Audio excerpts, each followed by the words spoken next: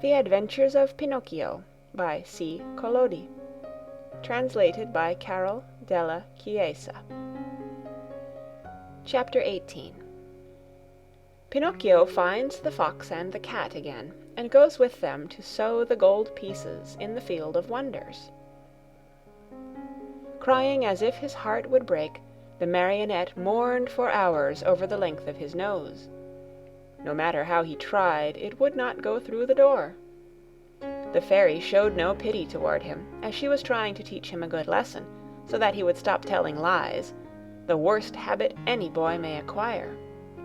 But when she saw him, pale with fright and with his eyes half out of his head from terror, she began to feel sorry for him, and clapped her hands together. 1,000 woodpeckers flew in through the window and settled themselves on Pinocchio's nose.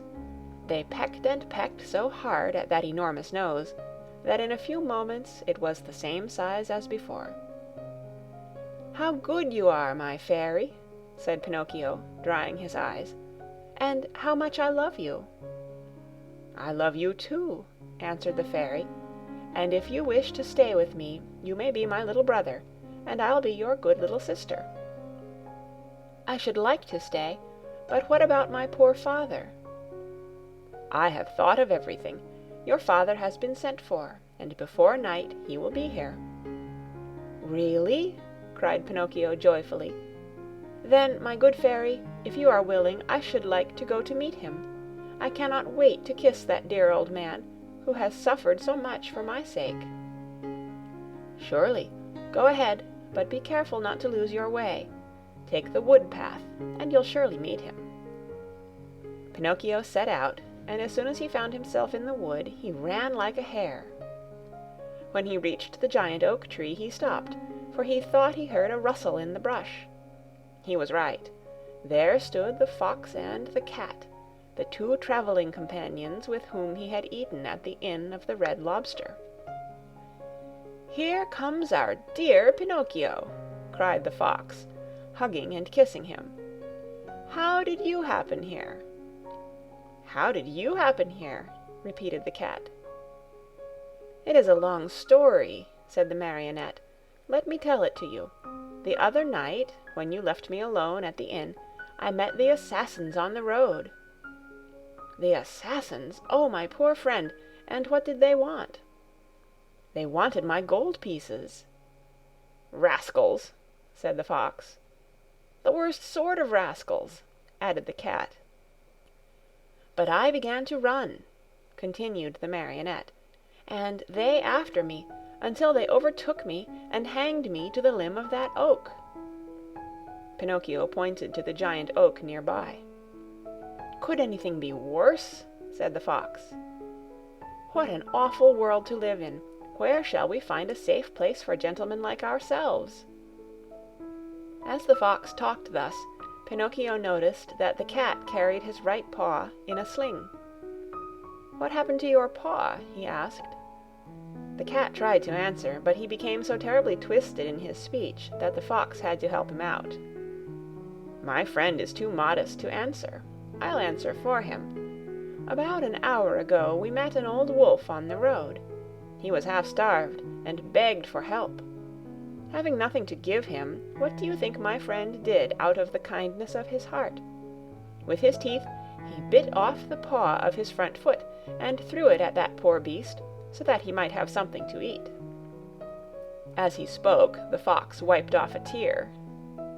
Pinocchio, almost in tears himself, whispered in the cat's ear, "If all the cats were like you, how lucky the mice would be." "And what are you doing here?" the fox asked the Marionette. "I am waiting for my father, who will be here at any moment now." "And your gold pieces?" "I still have them in my pocket, except one which I spent at the Inn of the Red Lobster." "To think that those 4 gold pieces might become 2,000 tomorrow! Why don't you listen to me? Why don't you sow them in the field of wonders? Today it is impossible. I'll go with you some other time." "Another day will be too late," said the fox. "Why?" "Because that field has been bought by a very rich man, and today is the last day that it will be open to the public." "How far is this field of wonders?" "Only 2 miles away. Will you come with us? We'll be there in half an hour. You can sow the money, and after a few minutes you will gather your 2,000 coins and return home rich. Are you coming?" Pinocchio hesitated a moment before answering, for he remembered the good fairy, old Geppetto, and the advice of the talking cricket.